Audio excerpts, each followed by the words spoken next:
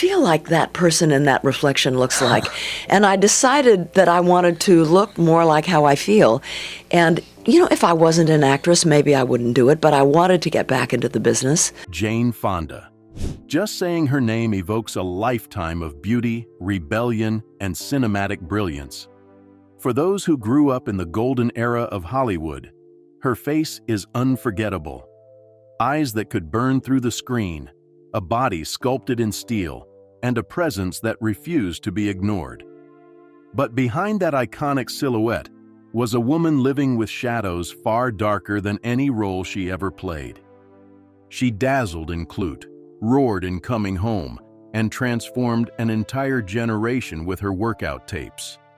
Yet, beneath the fame and glamour, Jane was fighting a silent, personal war, one that left scars too deep for makeup and questions too heavy for applause. Before we dive into the truth behind the firebrand, the survivor, the woman, take a moment and ask yourself, on a scale from 0 to 10, how much do you admire Jane Fonda? Because the story you think you know, of the Hollywood star, the activist, the icon, is only part of the picture. Behind the camera, behind the awards, behind the headlines, there was pain. And that pain shaped the person Jane Fonda would become. Before she became a household name, Jane Fonda was just a girl navigating a household of quiet rules and distant love.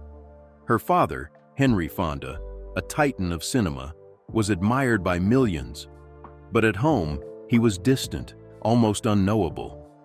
Praise was rare. Hugs were rarer. Love often came wrapped in correction, a subtle reminder that perfection wasn't optional. It was mandatory. Jane carried the fear that if she wasn't thin enough, composed enough, or flawless enough, she wouldn't deserve his attention at all. And then came a wound that would shape her forever. At just 12 years old, Jane's mother passed away while in a psychiatric clinic. The official explanation was vague. Heart failure, they said. No conversation, no space to grieve. Her mother's photos disappeared. Her name was hushed. Weeks later, Jane discovered the truth. Not from her father, not from family, but from a magazine at school. The word stabbed her. Her mother had ended her own life. The shock was devastating. Jane had been kept in the dark, denied closure, left to process something unimaginable alone. She carried guilt for years, imagining that a simple good night the night before might have changed everything. Her father did not explain. He did not console. He simply moved forward, and Jane learned to do the same. She built a shell of composure, masking sorrow with discipline. She stopped asking for affection. She became harder, quieter, driven, but hollowed out. That emotional absence defined her adolescence. She didn't rebel. She performed. She endured. And in those formative years, she learned something that would follow her through fame and fortune. If she didn't make herself exceptional, she feared she might disappear, just like her mother. Jane Fonda did not rise to fame by chance. She rose because she had to. Hollywood in the 1960s demanded perfection, and Jane, already hardened by childhood, entered that world fragile but determined. Her beauty and talent made her stand out instantly, but inside she was quietly unraveling. In secret, Jane battled bulimia. She binged and purged, a punishing rhythm hidden behind couture gowns and red carpet smiles. Studio executives fed her insecurities with advice dressed as guidance. One suggested she surgically alter her face to appear slimmer on screen, a shocking reflection of Hollywood's cruelty. Jane listened. She underwent plastic surgery, not out of vanity, but desperation. Every procedure was a plea for worthiness, but no matter how perfect she looked, the girl inside remained bruised. Behind the glamorous facade, Jane hated herself. She feared she wouldn't live past 30. She was admired, photographed, praised, but always a step removed from the person she wished to be. Fame didn't heal her wounds, it deepened them. Every compliment, every film offer, every magazine cover reminded her of what she lacked internally: love, acceptance, understanding. Yet even amidst the struggle, Jane's brilliance began to emerge. She found moments of clarity in her craft. And slowly, Hollywood would recognize that behind the perfect image was a woman of raw emotional power, capable of transforming every role she touched into something unforgettable. Jane's first major breakthrough came in 1969 with They Shoot Horses, Don't They? She played a desperate dancer crushed beneath the weight of the Great Depression. But this wasn't just acting, it was a revelation. Every flicker of despair, every subtle tremor, carried the weight of her own internal battles. The pain she had hidden for years finally found its outlet, not in therapy, but in performance. 2 years later, she stunned audiences in Clute, stepping into the skin of a woman entangled in danger and desire. Jane stripped away glamour and delivered authenticity, a character searching for identity in a world that objectified her. Her performance earned critical acclaim and her first Oscar, validation beyond looks, beyond fame. With this recognition, Jane began to choose roles for purpose rather than opportunity. She no longer acted merely to impress, she acted to reveal. Every performance became a mirror of human struggle, and every film a platform for truth. Hollywood had demanded perfection, Jane demanded meaning, and in doing so, she carved a path that few women of her era dared to follow. By the early 1970s, Jane Fonda was evolving beyond Hollywood glamour. Fame had given her visibility, but it hadn't given her fulfillment. She was searching for purpose, for a way to align her public life with her private convictions. Compassion led her abroad, to places affected by war, where she listened to families, students, and veterans. She wanted to understand suffering firsthand, beyond the headlines, beyond the curated images of tragedy the media fed the world. In 1972, one of these trips changed everything. During a scheduled visit, a single photograph captured Jane near military equipment, smiling awkwardly. It was an innocent moment, yet it exploded into a national controversy. The nickname Hanoi Jane appeared in newspapers, and public opinion turned sharply. Some called for boycotts. Movie offers slowed. The backlash was harsh, confusing, and painful. Yet Jane did not retreat. She faced the storm with resilience, using art and empathy to reclaim her narrative. 2 years later, she co-produced and starred in Coming Home, a film about veterans returning from Vietnam. The movie was more than entertainment. It was advocacy. Jane portrayed the human cost of war with authenticity, giving voice to those long ignored. The performance earned her another Academy Award and reshaped her public image, not as a rebel who sought attention, but as a woman willing to face pain with purpose. That period taught Jane an enduring lesson. Doing what you believe is right may be misunderstood, and one moment can alter perception, but it cannot erase a lifetime of truth. Public scorn became a crucible that strengthened her conviction. Jane Fonda's activism wasn't a publicity stunt. It was a calling, one she followed despite the consequences. And in that quiet, determined resolve, she began to define a life that would always be bigger than the red carpet, bigger than fame, and infinitely more meaningful than approval. Despite professional triumphs, Jane's personal life remained a battlefield. Her first marriage, to French filmmaker Roger Vadim in 1965, was a collision of youth, ambition, and desire. Vadim was older, experienced, and notorious for his affairs, yet Jane saw potential, a chance to be seen.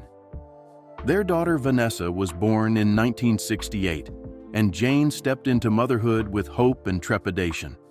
She wanted to be both a nurturer and a public figure, but the tension between her private self and public persona left her feeling stretched, often failing at both. Vadim encouraged roles that flaunted Jane's body, while she craved depth and purpose. The divergence of values and ambition drove a wedge between them. Jane later admitted she often felt like a photograph in her daughter's life, present in images, absent in reality. In 1973, she walked away, taking Vanessa with her. It was a painful but necessary choice, an assertion of autonomy over pretense. Her second marriage to activist Tom Hayden blended love with ideology. Jane was 35, seasoned by fame and loss, seeking a deeper connection. Hayden represented shared purpose, a life of protest, and commitment to causes greater than themselves. Their son Troy was born in 1973, but motherhood brought new challenges. Jane straddled the roles of public revolutionary and private caregiver, often sacrificing personal time to maintain appearances of both. Guilt became familiar, missed meals, broken promises, and the quiet ache of absence. Though they co-founded nonprofits and fought for justice, private cracks mirrored the distant love of her childhood. Their marriage ended in 1990, leaving Jane with cultural recognition, but ongoing introspection about love, presence, and sacrifice. Finally, Jane married media titan Ted Turner in 1991. At 53, she sought stability, success, and companionship.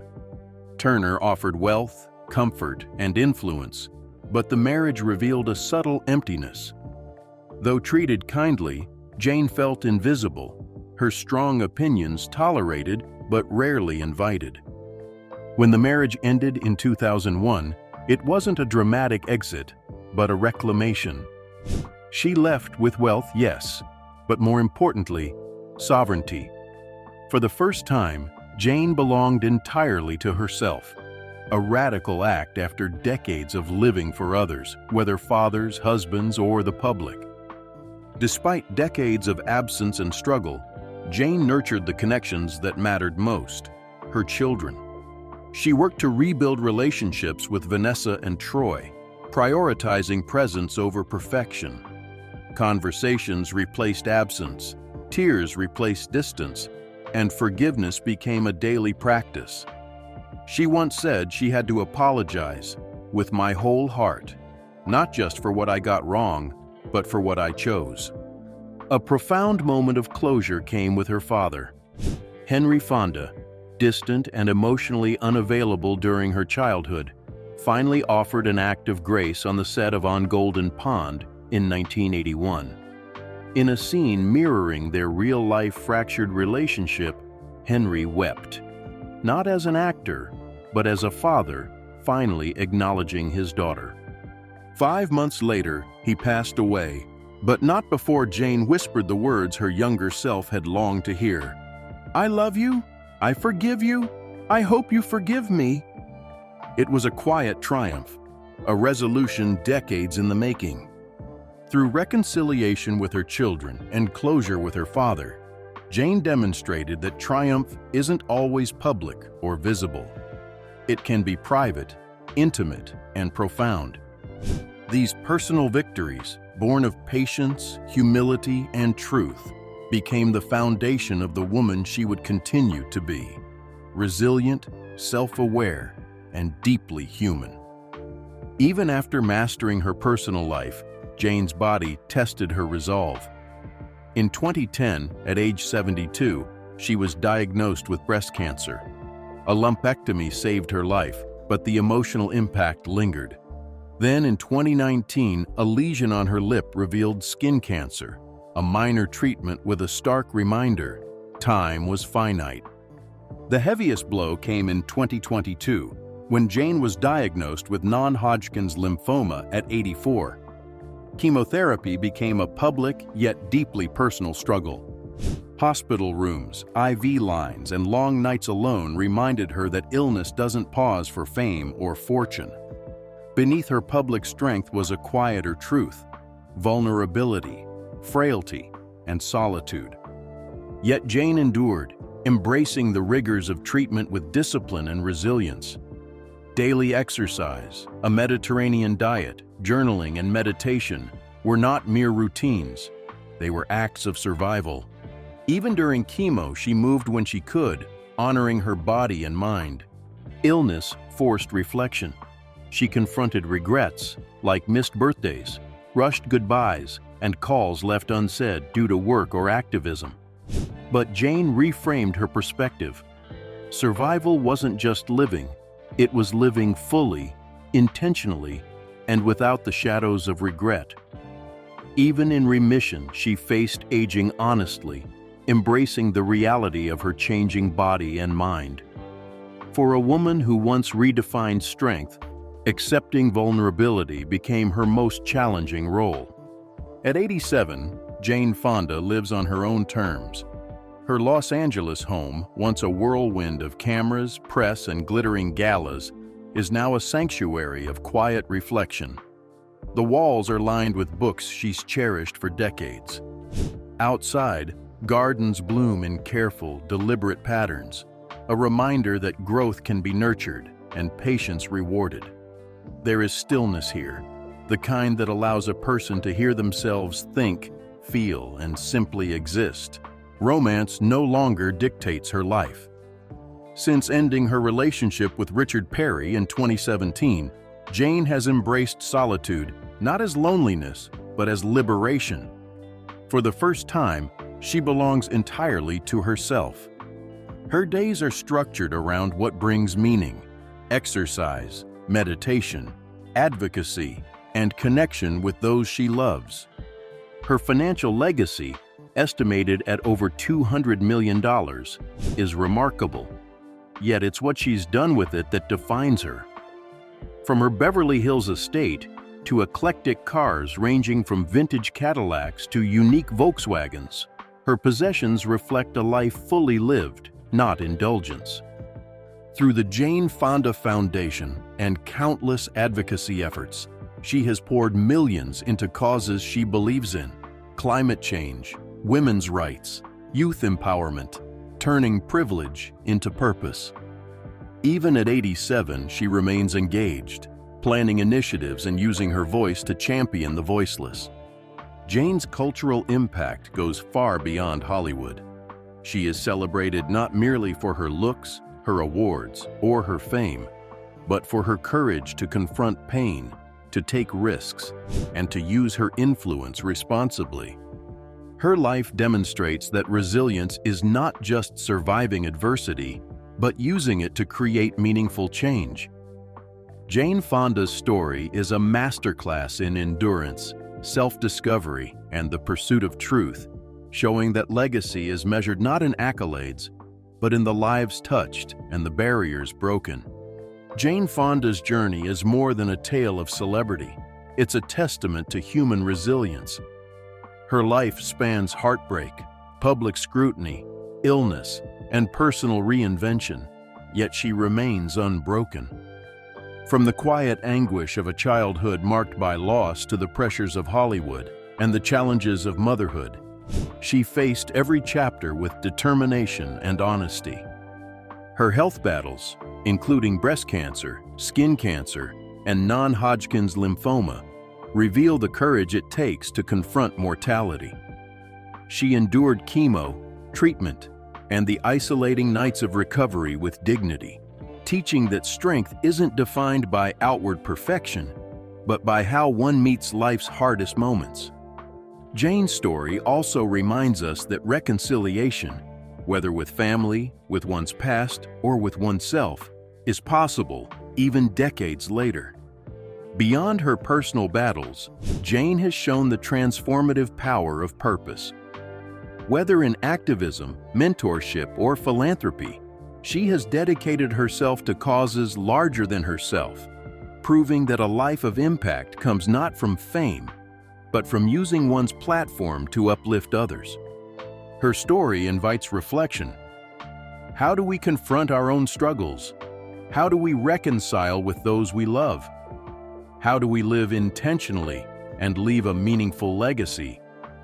Jane Fonda demonstrates that life's true wealth is measured not by accolades or possessions, but by the courage to survive, the willingness to grow, and the compassion to serve.